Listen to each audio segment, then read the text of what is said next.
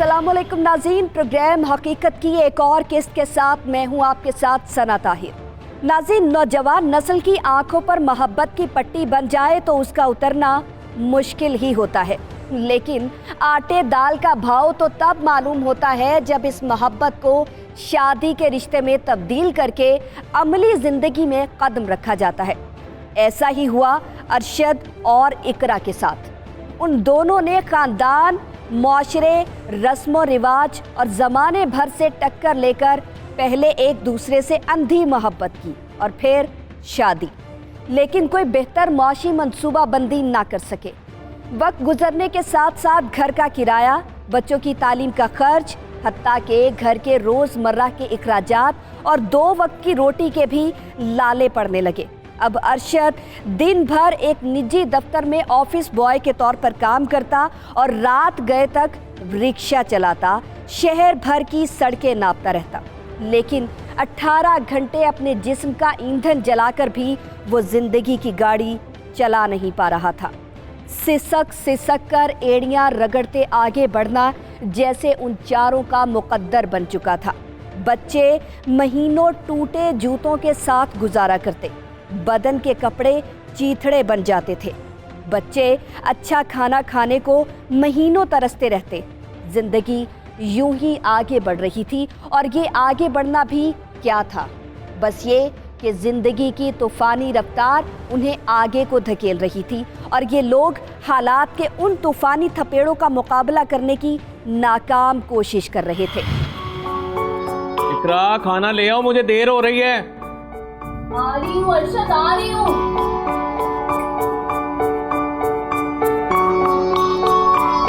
अरे यार, देर करवा देती हो रोज तुम मुझे।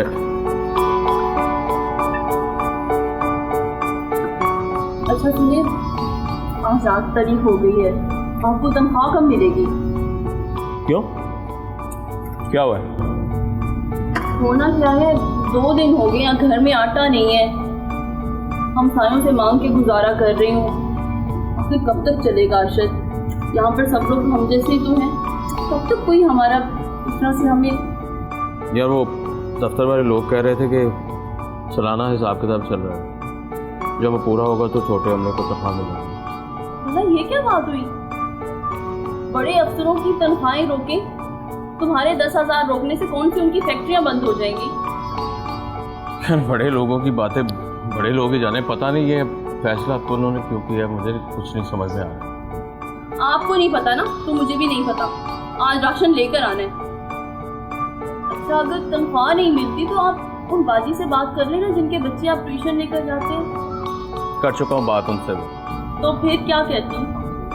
कह रही थी कि मेरा शौहर बीमार है, तुम्हें तो पता ही है, अकेली कमाने वाली हूँ, उसका इलाज ही पूरा हो जाए तो बहुत है, एडवांस नहीं दे सकती। बल्कि वो तो ये भी कह रही थी कि सोच रही कि सनी को ट्यूशन से हटाकर खुद ही पढ़ा लिया करूँ, ट्यूशन के पैसे भी बचेंगे और रिक्शे वाले के लिए। मैंने सोचा कि ये बदी बदाई रोज़ी है, हाथ से ना निकल जाए। मैंने बहस ही नहीं की, डर गया था। मुझे नहीं पता, आप कुछ करो।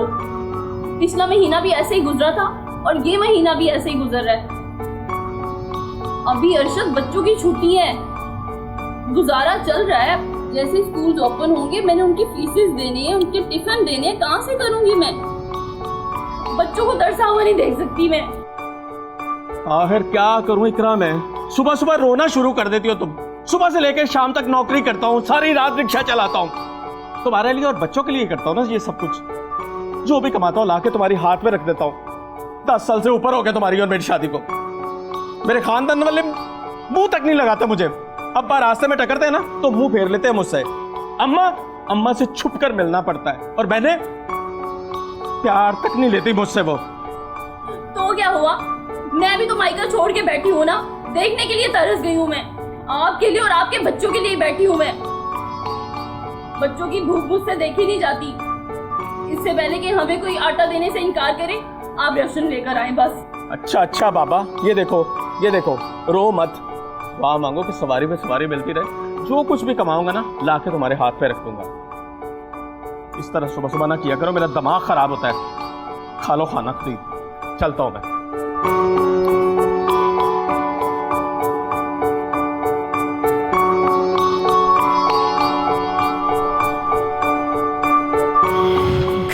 इस तरह की नोक-झोंक रोज का मामूल है। कभी शौहर का मूड खराब होता है और कभी बीवी का, मगर दोनों ही बच्चों की वजह से कोई भी इंतहाई कदम उठाने से गुरेजा थे। लेकिन पेट अमीर गरीब दोनों का एक सा होता है। दोनों ही इस भूख को मिटाना चाहते हैं और इस पेट की आग को सिर्फ खाना बुझा सकता है, जिसके लिए रुपए चाहिए होते हैं, जो कि फिलहाल अरशद के पास नहीं थे।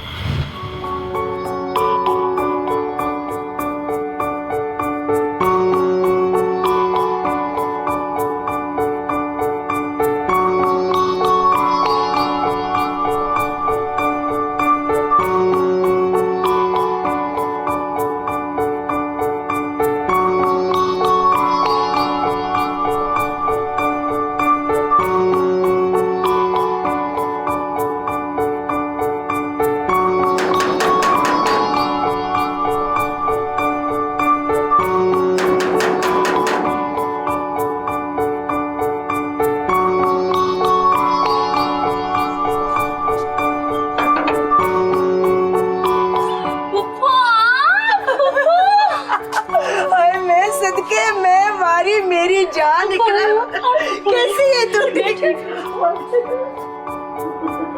जी आए माशाल्लाह माशाल्लाह। मैं सदके कैसे तेरे बच्चे हैं ना ये?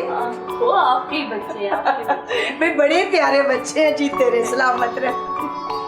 तुम भी तो बैठ जाओ। और पप्पू सुनाए, घर में सब ठीक है ना? अम्मा अब्बा भाई सब ठीक है ना? भाई बेटा सब कुछ ठीक ठाक है, सब ठीक है। तुम्हारे बहन भाई तुम्हारी अम्मा तुम्हें बहुत ही याद करते हैं भाई, यकीन करो। जब से तुम आई हो ना वो तो घर ही बेरौनका हो गया। सारी रौनकें ही तुम्हारे दम से थी भाई। अब तो जब भी जाती हो ना तो यकीन करो मेरा तो दिल ही खोलता है। पर क्या भाई का घर है, जाना तो पड़ता ही है ना। अब्बा जान वो तो मुझसे मिलना भी नहीं चाहते, शक्ल भी नहीं देखना चाहते मेरी वो। बस बस बस चल चल छोड़ इन बातों को, अब रोना ना शुरू कर देना। हंसती हुई तू बड़ी सोहनी लगती है। ये बता तेरा खामद कहाँ है? पप्पू अरशद तो काम पर गए हैं, वो शाम को रिक्शा चलाते हैं ना, इसलिए। तो ये तो बहुत ही अच्छी बात है कि डबल डबल मेहनत करता है तुम दोनों तीनों के लिए है जी। माशाल्लाह भी बच्चे बड़े ही प्यारे हैं। अब पप्पू अरशद आ गए। अरशद देखिए मेरी पप्पू आई है। जी अस्सलाम वालेकुम। कैसे हैं आप? ठीक ठाक है? बिल्कुल ठीक जी, तेरा सलामत। बहुत खुशी हुई आपसे मिलके, बहुत अच्छा लगा कि आप आई हैं। देखे ना इकरा किस तरह उदास रहती है, आपके आने से पूरा खिल गई है। ये तो है भाई, छोड़ो इन बातों, जो होना था वो तो हो ही गया भाई। 10 साल बीत गए तुम दोनों की शादी को। मैंने सोचा कि नाखूनों से कभी मांस जुदा नहीं होता, मैं ही जाकर अपने बच्चों को मिलाऊं हैं। अब माजी की बातों को याद करके अपने हाल को क्यों बर्बाद करें भला। बिल्कुल सही बात की आपने। इकरा पप्पू हमारे यहाँ पहली दफा आई हैं कोई? ओह मैं भूल ही गई थी, आप लोग बातें करें मैं लेकर। बेटा बिल्कुल ठीक ठाक, बहुत अच्छी बच्ची है। अभी सुन के बड़ी खुशी हुई कि तुम दिन के टाइम नौकरी भी करते हो, शाम को रिक्शा भी चलाते हो, अपने बच्चों के लिए कितनी मेहनत से काम कर रहे हो। भी यकीन करो तुमसे मिलके तो बड़ी खुशी हुई है मुझे। मिले हो बेटा दादों से नानों से मिले हो? मौशी खुशहाली जो है वो किसी भी इंसान की ज़िंदगी में, उसके इंटरपर्सनल रिलेशनशिप में, उसके सारे सोशल रिलेशनशिप में और उसकी अपनी ज़ात की तकमील के लिए बड़ा ज़रूरी होता है।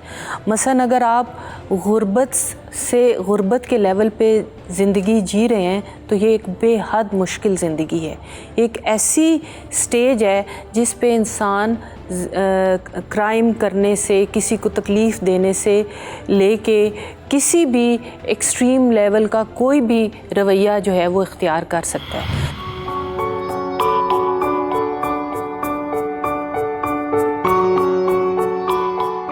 अस्सलाम वालेकुम। अरे पप्पू आप कैसी हैं आप? शुक्र है अल्लाह का, तू सुना ठीक है ना? हाँ मैं पप्पू आपकी दुआओं से ठीक हूँ। बैठे ना आप? हाँ हाँ बैठती हूँ। भाई ये कुछ चीजें मैं बच्चों के लिए लेके आई थी। बहुत शुक्रिया पप्पू, आप कितनी अच्छी हैं, कितना ख्याल करती हैं हमारा। भी शुक्रिया की क्या बात है। देखना जैसी तू बच्ची ऐसे वो बच्चे। भाई इकरा, तुम यहाँ अकेली पड़ी रहती हो, मैंने सोचा कि मैं बच्चों के लिए कुछ खाने को भी दे आऊँ, तुझे मिल भी आऊँ। अब और कोई तो तुझे मिलने आता नहीं मेरे अलावा। मैंने कहा चल मैं ही मिल आऊँ। और देख ऐसे परेशानी वाले मुंह ना बनाया कर, हंसती रहा कर, हंसती भी तो बड़ी अच्छी लगती है। पुप्पो आपने बहुत अच्छा किया कि आप आ गई। पता मैं कितनी उदास थी, आप आई है ना तो मेरा दिल खुश हो गया। ऐसे बच्चे नजर नहीं आ रहे, किधर है? पुप्पो छुट्टियां है ना तो इसलिए सो रहे हैं। सो रहे हैं अभी तक? शिकर दोपहर हो गई है पुत्र, जा जाके उनको उठा। इतनी देर तक सोना अच्छी बात नहीं है, आगे चल के तू परेशान होगी। हाँ पुप्पो आप सही कह रही हैं, मैं जाती हूँ अभी उठा के लाती हूँ। उनको बता के तेरी नानी आई है। चलो बच्चों उठ जाओ, शाबाश, उठ जाओ। मम्मी अभी नहीं, अभी तो और सोना, अभी छुट्टियां हैं। अभी और कितना सोना है? छुट्टियां तो इसका मतलब ये तो नहीं सारा दिन सोते रहो ना, इस तरह से रूटीन खराब हो जाएगी। चलो शाबाश उठ जाओ। प्लीज मम्मी तो देर और सोने दें। नहीं अब और नहीं, बस इससे ज्यादा नहीं सुनूंगी। और आप लोगों को पता आज कोई आपसे मिलने के लिए आया है? कौन आया? हमारे घर तो कोई भी नहीं आता। आता तो कोई भी नहीं है, लेकिन आज आया। क्या परियां आई हैं? हाँ यूं ही समझ लो कि परियां आई हैं। जल्दी से तैयार हो जाओ, मुंह हाथ धो के अच्छे से प्यारे से बन के बाहर आना और सलाम करना, ठीक है? और कोई मस्ती नहीं चलेगी, ठीक है? जी चलो मम्मी। शाबाश।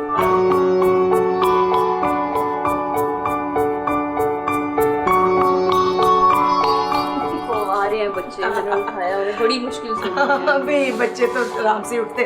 आजा आजा मेरा पुत्र, आजा आजा। वालेकुम सलाम। वालेकुम नानी जान। वालेकुम सलाम। मैं माँ सदके बारी तो बैठ मेरा बच्चा। और बताओ तुम लोगों ने भी होमवर्क कर लिया?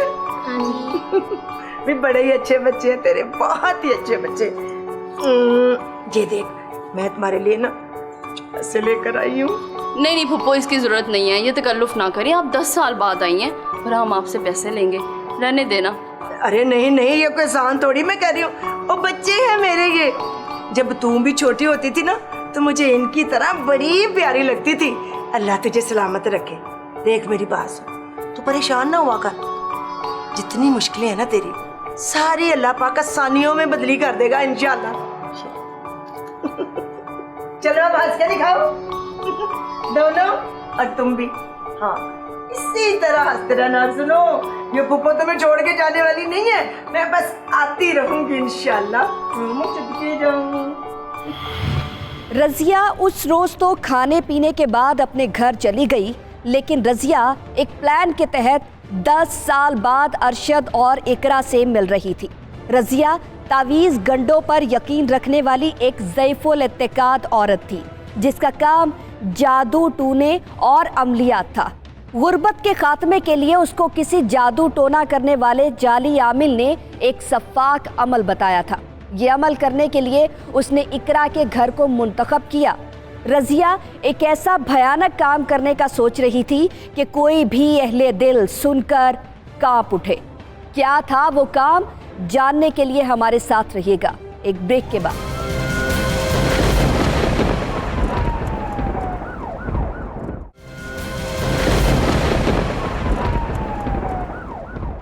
नाज़रीन, जैसा कि कहा जाता है अपने ही गिराते हैं नशेमन पर बिजलियां, ऐसा ही कुछ होने वाला था इकरा और अरशद के साथ, और करने वाला था कोई अपना। रज़िया गुर्बत से निजात पाने के लिए आए रोज़ टोने टोटके करती रहती थी, मगर किसी तरह भी उसकी मुराद बर नहीं आती थी। इस बार उसको उसके जादुई टोटके के लिए बाबा ने एक बड़ा काम बताया। ये काम भयानक था, ऐसा काम जिससे इंसानियत शर्मा जाए और बड़े से बड़ा जालिम भी दहल जाए।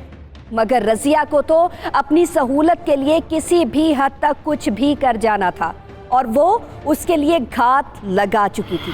इंसान आखिर क्यों इन तोहमात पर यकीन करने लगता है, और इस सब के पीछे मुहर्रिकात क्या होते हैं? तो हम परस्ती की तरफ जाते हैं तो आप ये एक ऐसा रवैया है जो आपने एनवायरमेंटली किसी से सीखा होता है। मसलन अगर आप घर में हैं, आपके पेरेंट्स, आपकी माँ इस किस्म का कोई काम करती है तो आप सीख लेते हैं, या सोसाइटी में आपका किसी के साथ इंटरेक्शन है तो आप वहाँ से सीख लेते हैं, या फिर ये है कि आपने कुछ रस्म व रिवाज इस तरह के इख्तियार किए हैं जो आपकी इस जो मेंटल स्टेट है उसमें इजाफ़ा करते हैं। आपके अंदर इसको हम ब्रॉडरली पर्सनालिटी डिसऑर्डर्स भी कहते हैं, शिज़ोटाइपल, जिसमें कि आप ऐसे रवैये जो हैं वो आपको इतने डोमिनेट हो जाते हैं आपकी शख्सियत में कि उसके ताबे हो के आप अपनी ज़िंदगी का हर अमल करते हैं। नाज़रीन, आपने जाना इंसान की तोहम परस्ती के बारे में। ये तोहम परस्ती किस तरह, किसको और क्यों तबाह कर देगी, आइए देखते हैं।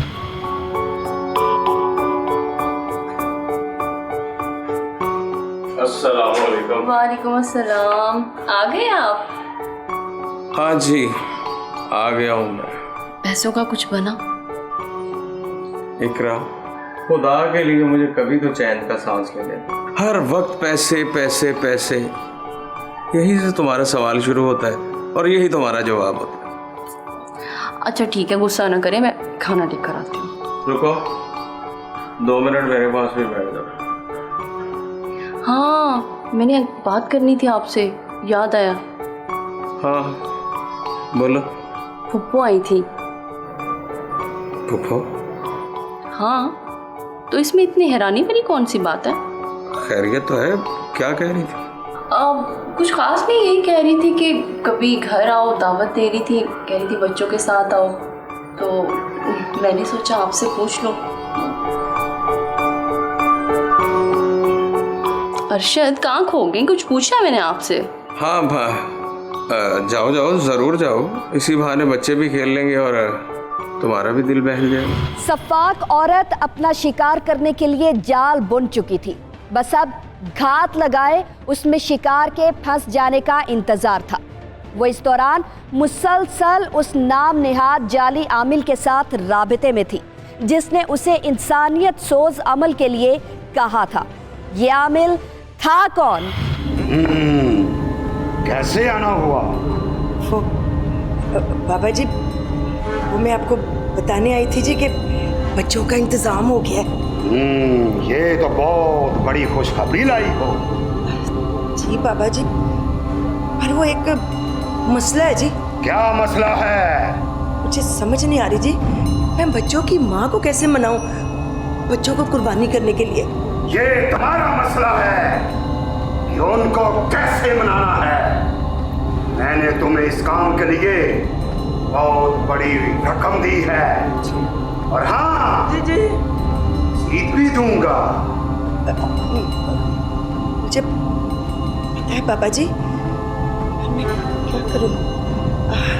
हाँ बाबा जी, मैं ऐसे करती हूँ कि बच्चों की माँ को घेर घूर के आपके पास लेके आती हूँ। आप ना उसको कोई तमतरूत और फूक छूक मार देना जी, उसके बाद बाकी का काम सारा आप मुझ पे छोड़ दें जी। शक शक संबा बली बली यू, उड़ती जा उड़ती जा, जो नजर आए उसका गला दबा दबा, जो दे उसका भी भला, जो ना दे उसका भी भला। बाबा जी, आपने तो हमेशा मेरा भला ही भला किया है, हालांकि मैंने कुछ भी नहीं दिया। अच्छा मैं जाती हूँ जी और उसको घेर घूर के लेके आती हूँ आपके पास। दरअसल जादू और सेहर इल्तिबास नज़र है, एक वो अमलियात हैं जो शैतान का कुर्ब हासिल करने के लिए उन गलीज़ कलिमात के ज़रिए मदद लेकर किए जाते हैं जो कुरान और हदीस में मना है। तो वो अमल जो खैर की खातिर भी करने की कोशिश की जाए, अगर वो इस ज़रिए से किया जाए तो कुरान और हदीस की नस से इसका मना कर दिया गया है, इसको रद्द किया गया है। क्योंकि जादू जो है वो बाज़ दफ़ा इंसान के ऊपर असर करता है, लेकिन बाज़ लोगों का कहना ये है कि ये सिर्फ़ इल्तिबास नज़र पैदा करता है, यानी शय की हकीकत को बदलता है। चीज़ कुछ और है, आपको नज़र कुछ और आ रही है। इस्लाम में जादू टोने के बारे में क्या अहकामात हैं? कुरान करीम को जब हम देखते हैं तो आप ये देखें कि सबसे पहले कुरान पाक के अंदर जिन सूरतों और जिन आयात के ज़रिए मदद लेने का हुक्म है उनमें सूरतुल फातिहा है। जादू करने और करवाने वाले दोनों जो हैं जहन्नुमी हैं, उनको गुनाह कबीरा का मुर्तकिब करार दिया गया और उन दोनों को खारिज अज़ इस्लाम, बाज़ फुक़हा कराम ने इनको खारिज अज़ इस्लाम करार दिया है। तो जादू करने की सज़ा और करवाने की सज़ा दायमी नाकामी है, हसरत है और अल्लाह ताला से दूरी है। और जब जब बंदा शैतान के करीब होता जाता है, डेफिनेटली वो अल्लाह से दूर होता जाता है। तो जाना तरीका इलाज, उस तरीका इलाज की तरफ जाना चाहिए कि जो अल्लाह और उसके नबी सल्लल्लाहु अलैहि वसल्लम ने हमें इरशाद फरमाया। लालच इंसान को कहीं का नहीं छोड़ता। रज़िया भी पैसे के लिए किसी भी हद तक जाने के लिए तैयार थी। वो जाली आमिल जो खुद को कोई बहुत बड़ा जादूगर बताता था, जिसके पास हर मसले का हल था, असल में एक स्मगलर था, और स्मगलर भी इंसानी आज़ा का।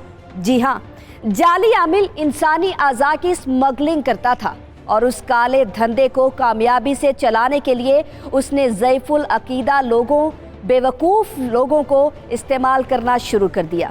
उन लोगों को झूठे तावीज़ बना कर देता था, उनसे पैसे ईंटता था और पसे पर्दा उसने अपना मकरूह धंधा भी जमाया हुआ था। कैसे, देखिएगा इस ब्रेक के बाद।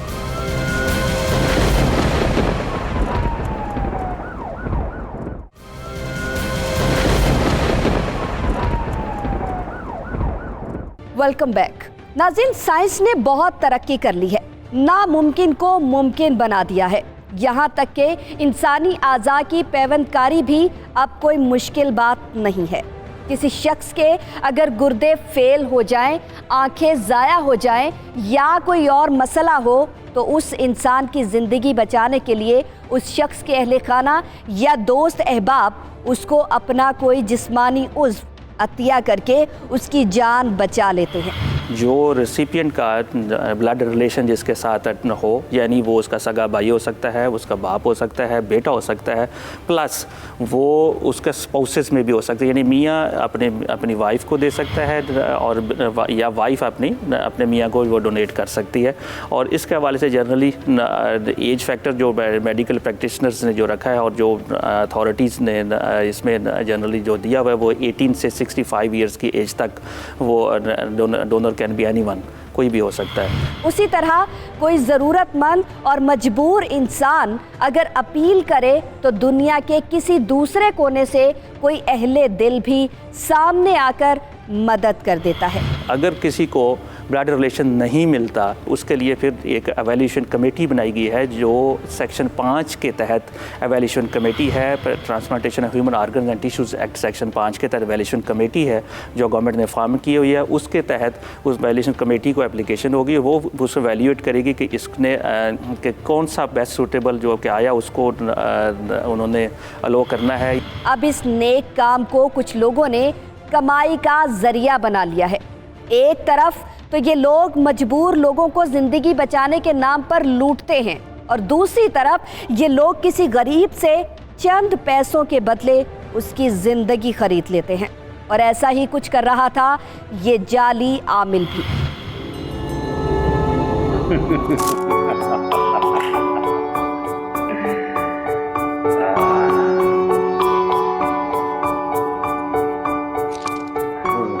वाह बाबा जी वाह, हमारे कदम भी यहाँ खूब जमे हैं।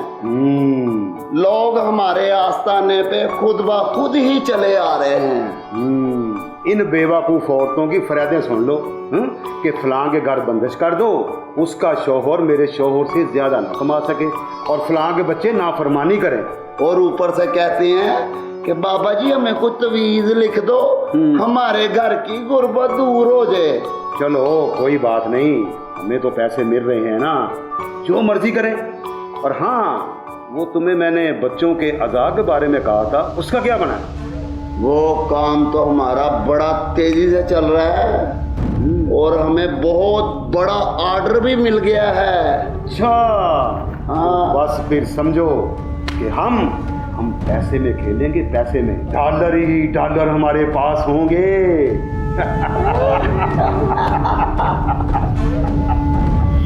पाकिस्तान में सबसे पहले जो लॉ है वो transplantation of human organ and tissues act आया था, जो इनेक्ट हुआ था नेशनल असेंबली ने किया था इन ईयर 2010 में। जो बेसिकली बाद में 18 अमेंडमेंट के बाद चूँकि ये हेल्थ डिपार्टमेंट जो है सब्जेक्ट प्रोविंसेस को दे दिया गया, तो फिर मुख्तलिफ प्रोविंसेस ने उसको अडॉप्ट कर लिया और पंजाब ने उसको अडॉप्ट किया है विद अमेंडमेंट एक्ट 2012।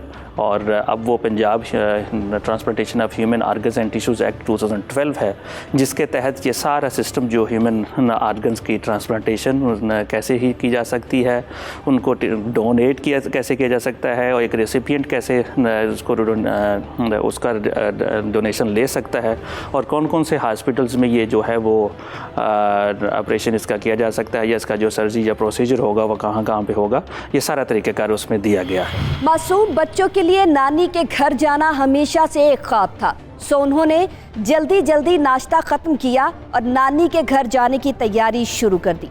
वो बच्चे जिनको माँ कभी कभार मोहल्ले में बच्चों के साथ खेलने जाने देती थी, उनके लिए तो मानो वाकई में ईद का समा था। वो इस बात से अनजान थे कि वो नानी के घर जाने की नहीं, असल में मौत के मुंह में जाने की तैयारी कर रहे हैं। इकरा की खुशी भी दीदनी थी। आखिर 10 साल बाद वो अपने मैके जा रही थी। ये 10 साल उसने बहुत मुश्किल में गुजारे थे। वो वक्त जब उसे अपने वालिदैन की सख्त ज़रूरत थी, वो तन्हा थी, मगर अब वापस अपने घर वालों से मिलने की एक आस ने उसे पल भर में 10 साल की सख्तियाँ भुला दी थी। नहीं नहीं, आप बिल्कुल बेफिक्र हो जाए, हमारा काम हो जाएगा बिल्कुल बड़ी सफाई से। मैं गई थी उधर। अस्सलाम वालेकुम। वालेकुम सलाम। बिस्मिल्लाह जी, आया को सत बिस्मिल्लाह। हाय अल्लाह, मैं सदके जावा, मैं तो समझ नहीं आ रही। कहाँ बैठो बैठो, मेरा बच्चा, बैठ बैठ, आजा बैठ, आ मेरा पुत्र। नहीं बस फूफू जी मैं चलता हूँ, मैं शाम को आऊँगा काम करके ना, इनका मिलने को दिल चाह रहा था तो इसलिए आपके घर लेके आया। ये तो बहुत ही अच्छा किया, चाय पानी तो पी जाते। बहुत शुक्रिया, आप बस इसकी उदासी दूर कर दी। अच्छा, बहुत अच्छा। शुक्रिया। खैर से जाओ। नानो आपके घर तो टीवी भी है ना? हाँ बेटा, मेरा थोड़ी, आप सबका ये टीवी लगाओ और देखो। इकरा, क्या बात है, तू क्यों इतने परेशान रहती है? उस दिन में आई तो तू रो रही थी, परेशान थी, क्यों दुखी होती रहती हो? कहीं अरशद से झगड़ा वगड़ा तो नहीं चल रहा? नहीं नहीं पुप्पो, ऐसी कोई बात नहीं है, आपको ऐसे गलत लग रहा है। अरशद तो मेरा बहुत ख्याल रखते हैं, हमेशा मुझे खुश रखने की कोशिश करते हैं। बस क्या बताऊं, मेरी किस्मत खराब है। अरे नहीं बेटा, किस्मत को कभी कुछ नहीं कहते। किस्मत जो होती है ना, बड़ी अच्छी हो जाती है। देख लेना, तेरी किस्मत बिल्कुल ठीक हो जाएगी। बस तू बिल्कुल बेफिक्र हो जा। मुझे तो ऐसे लगता है कि तुम्हारे ऊपर किसी ने काला जादू कर दिया। अरे नहीं नहीं पुप्पो, ऐसी कोई बात नहीं है, आप तो ऐसे ही बोले जा रही हैं, वरना हम पे कोई क्यों जादू कराएगा? नहीं नहीं, फिक्रमंद होने की कोई जरूरत नहीं। मेरे एक बाबा जी हैं, जितने जादू टोने वाले जाते हैं ना, सब तोड़ निकाल देते हैं। अच्छा हाँ, तुम लोग आपस में बातें करो, मैं बच्चों के लिए और तुम्हारे लिए कुछ बाजार से खरीद के लाती हूँ, ठीक है? तो बच्चों, मैं अभी आई। पैसों के लालच ने और आमिल पर अंधे यकीन ने रजिया को सच में अंधा बना दिया था। उसको लगता था कि आमिल के बताए हुए अमल करने से उसके हालात बहुत बेहतर हो जाएंगे, लेकिन दरअसल वो आमिल भी झूठा था और रजिया को दी हुई तसल्लियां भी झूठी। रजिया उस रोज आमिल बाबा के आस्थाने से वापस घर लौट आती है, लेकिन उसको एक ही फिक्र खाई जा रही है कि वो किसी तरह इकरा को अपने इस सफाक अमल को पूरा करने के लिए राजी कर ले। इस बात की परवाह नहीं थी कि अपने दिल की मुराद पूरी करने के लिए उसे किसी के दिल के टुकड़े को नोचना था। थक टूट गई हूँ मैं तो। अरे पुप्पो, कहाँ रह गई थी आप? इतनी देर लगा दी आपने। बस पुत्र, क्या बताऊँ, गई तो मैं बच्चों के लिए चीजें लेनी थी और रास्ते में पीर साहब का आस्थाना था। अभी तेरी परेशानी मुझसे नहीं देखी जाती, मैं सीधी चली गई पीर साहब के पास। हाय, ये बच्चे खा रहे हैं। मैंने तेरी भी बात कर ली है। वो आप बैठे, बहुत गर्मी है, मैं आपके लिए ठंडा पानी लेकर। अरे नहीं, बैठ जा, इधर बैठ जा। क्या हुआ पापा, बोले? कुछ नहीं, मैंने तेरी बात कर ली है। अच्छा हाँ, तो क्या कहते फिर? कहना क्या, उन्होंने कहा कि बच्ची को मेरे पास ले आओ, 2 फूके मारेंगे, दम दरूद करेंगे, दुनिया जहान की परेशानियां, दुखे तकलीफें सब खत्म। बस तू बस दिल से तसल्ली रख कि अब तेरी मुश्किलें खत्म हो जाएंगी। अल्लाह करे फूफो सब खत्म हो जाए। चले फूफो, मैं आपके साथ कल चलूंगी। ठीक हो गया। इकरा और अरशद की जिंदगी में क्या तूफान आने वाला था। बच्चे जिस नानी को परी समझते रहे वो कैसे बन गई मौत की देवी। और अरशद के लिए कौन सा नया इम्तिहान तैयार था, जानिएगा इस ब्रेक के बाद।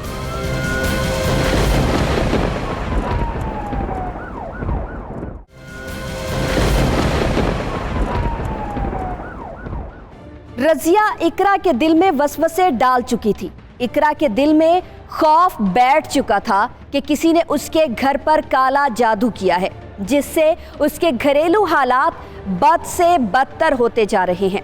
नादान अपनी फुप्पो की चाल से नावाकिफ थी, मगर अरशद की मोहब्बत को जानती थी, जिसने उसके लिए पूरी दुनिया छोड़ दी थी।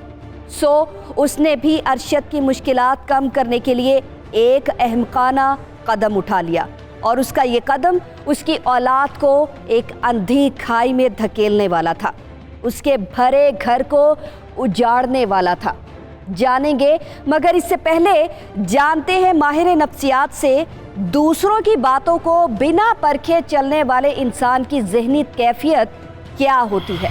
ऐसी एनवायरनमेंट में जिसमें आप वो कहते हैं कि अगर आपकी वालदा हैं वो समझती हैं कि काला जादू ही किसी मसले का हल है, या इंतकाम लेना ही किसी मसले का हल है, या परेशान बार बार होना और रिवेंजफुल होना ही किसी मसले का हल है, तो वो फिर इस किस्म के चीज़ें जो हैं ये लर्न बिहेवियर भी होते हैं। आप सोसाइटी से एक्वायर करते हैं और सीख लेते हैं। लर्न बिहेवियर से मतलब ये है कि आप सीख रहे होते हैं। इसमें जेनेटिक्स रोल नहीं प्ले करती, बल्कि एनवायरनमेंट से, मुआशरे से आप सीख लेते हैं। मुआशरती बहुत सारे हमारे ऐसे बिहेवियर्स हैं जिसमें हम इस किस्म की तोहम परस्ती को ज़रूरी समझते हैं, एक दूसरे की देखा देखी इस किस्म की रविश को अख्तियार करते हैं। रज़िया ने इकरा और बच्चों को अपने घर कुछ दिन के लिए छोड़ने पर अरशद को राज़ी कर लिया। अरशद चला गया, बच्चे सो गए, और रज़िया इकरा की ब्रेन वॉशिंग करती रही और उसे अगले दिन आमिल के पास जाने के लिए राज़ी कर लिया। रज़िया और इकरा अगले दिन आमिल के पास गई और आमिल ने इकरा से कुछ यूं कहा, शक शक शंबा बली बली यू, उड़ती उड़ती जा, उड़ती उड़ती आ, जो नजर आए उसका गला दबा। अम्मा जी, मैं उन बच्चों की माँ को घेर फूर के आपके पास ले आई हूँ। अब आगे आपका काम है जी, बस बच्चों को एक कमरे में बंद करके आ गई हूँ। आजा आजा आजा आजा आजा, बैठ बैठ, बाबा जी हमारे अपने हैं, इधर हो जाओ। हाँ पास आ जाओ,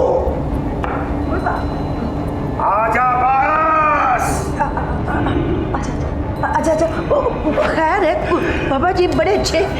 बहुत मुश्किलें हैं, बहुत मुश्किलें हैं तेरे घर में। बदरूहों का बसेरा है, बदरूहों का।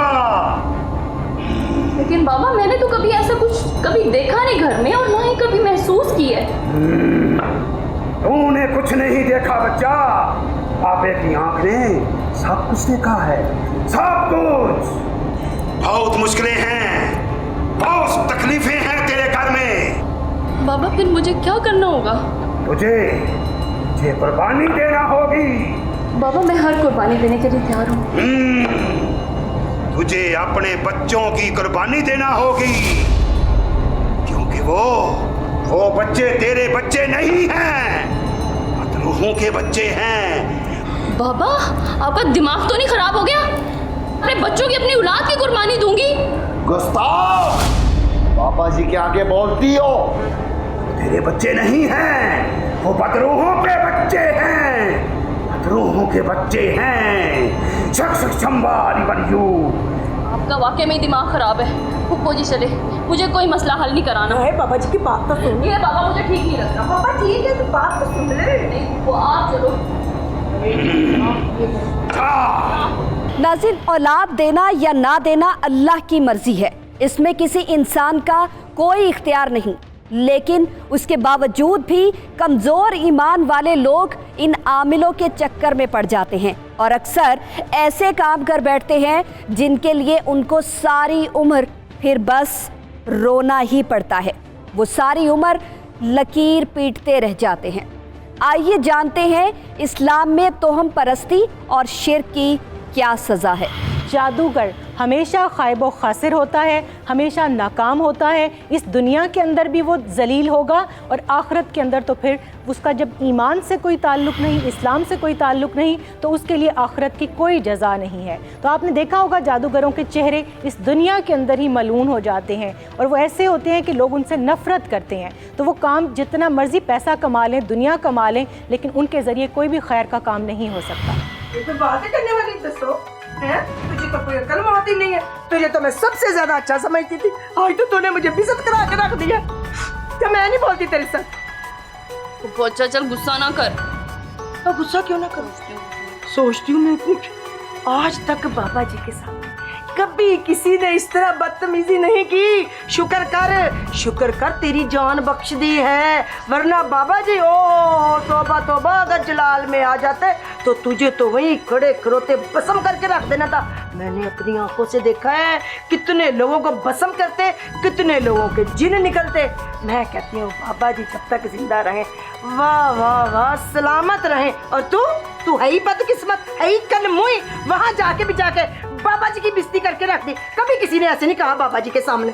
तो बाबा मुझे तो गुस्सा बढ़ा। तो सोचो, हाँ कैसी बातें कर रहे थे वो, कैसी बात? मेरे बच्चों की कुर्बानी के लिए क्या करती मैं? मेरी बात सुन, कुछ भी ना करती, चुप करके बातें सुनती रहती। तेरे बच्चों को कुछ भी नहीं होना था, उन्होंने दम दरूद करना था, ठीक हो जाना था। हाँ तो मेरी बात सुन, देख बच्चे तो फिर मिल जाएंगे, ठीक। और धन दौलत कुछ आता है, कभी मिलता है इस तरह? नहीं मिलता। ये सब चीजें किस्मत से मिलती हैं बेटा। बच्चे तुझे लाहौर दे देगा तो तू ठंडे दिल से सोच, और कल मेरे साथ चल, हम बच्चे भी साथ ले जाएंगे। देखना बाबा जी ने दुआ करनी है, घर में लहरें बहरे हो जानी है। आई गल समझ में? हाँ पप्पू चल, मैं कल चलती हूँ तेरे साथ। शाबाश, ले ये हुई ना बात, तो मुझे पता था तूने मान जाना। अब हम कल जाएंगे, तेरी तो किस्मत ही खुल जाएगी, देख।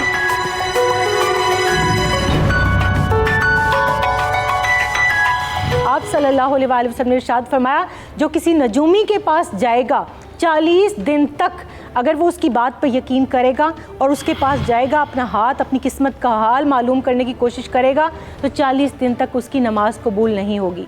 इससे बड़ा अजाब क्या हो सकता है कि हम अल्लाह से दूर हो जाएं। अरशद गुस्से में घर से बाहर निकल गया। इकरा उस सारी बात से अनजान अपने कमरे में बच्चों की कुर्बानी देने की तैयारी में मसरूफ़ थी। एक माँ अपने दुनियावी फ़ायदे के लिए डायन बन चुकी थी। उसे आसाइशें चाहिए थी, अच्छा खाना, अच्छा ओढ़ना, अपने दुखों का इलाज उसे अपनी औलाद की कुर्बानी में नज़र आ रहा था। जाली आमिल भी इसी दौरान रज़िया के साथ अपने आस्थाने पर कुछ जादू टोने में मसरूफ़ था। रज़िया मुतमईन थी कि उसको बहुत बड़ी रकम मिलने वाली है, मगर अरशद ने उन सब हालात में खुद को काबू में रखा और सीधा पहुंचा पुलिस स्टेशन। अपनी शिकायत दर्ज करवाई और पुलिस ने मौके की नज़ाकत को समझते हुए फौरन एक्शन लिया और पहुंच गई जाली आमिल के जाली आस्ताने पर। लॉ है वो बन चुका है, जो 2010 में सबसे पहले फेडरल गवर्नमेंट ने बनाया, transplantation of human organs and tissues act. इसके तहत सज़ा जो है वो मुतय्यन हो गई, जो कि 10 साल तक सज़ा हो सकती है ऐसे आदमी को, और फिर जुर्माना भी हो सकता है जो कि 1 मिलियन तक हो सकता है, जिसमें इस किसी को धोखे से एक्टिविटी में इन्वॉल्व करता है या उसको इन्वॉल्वमेंट उसकी करने की कोशिश करता है, या उनको इसकी कोई भी एक्टिविटी करता है घर में या कहीं भी किसी भी जगह के ऊपर वो करेगा, तो वो उसका सज़ा का मुस्तहिक होगा। और अगर वो उसमें इवन जो दूसरे इन्वॉल्व होते हैं, जो दूसरे उसमें अबैटमेंट करते हैं यानी आनत करते हैं, उनको भी वही सज़ा मिलेगी। नाज़रीन, इस्लाम में जादू टोने और सफली अमलियात की सख्ती से मुमानियत है। अल्लाह पाक इंसान के अच्छे और बुरे हालात का मालिक है। अगर इंसान के हाथ में अपने बस में हालात बेहतर बनाने के लिए कुछ है तो वो उसकी साफ नीयत, मेहनत और अल्लाह की रहमत पर ईमान है। जाली आमिल और जादू टोने करने वाले हमारे मुल्क में जगह जगह मिल जाते हैं, जो सादा लो इंसानों को सुनहरे ख्वाब दिखाकर उनकी ज़िंदगी की जमा पूंजी लूट लेते हैं। कभी कभार तो इंसानों को अपनी जान से भी हाथ धोना पड़ जाते हैं। इसलिए किसी भी ढोंगी से बचकर रहें। कहीं कोई ऐसा मशकूक इंसान नज़र से गुजरे तो मुतल्लिका इदारों को इत्तला दें और किसी बड़े नुकसान से खुद को और दूसरों को बचाएं। अपना और अपने प्यारों का बहुत ख्याल रखें। किसी भी जुल्म, ज़्यादती की ज़द में आने पर आप कर सकते हैं टीम हकीकत से राबिता। मुझे सना ताहिर को दीजिए इजाज़त। अल्लाह हाफिज़।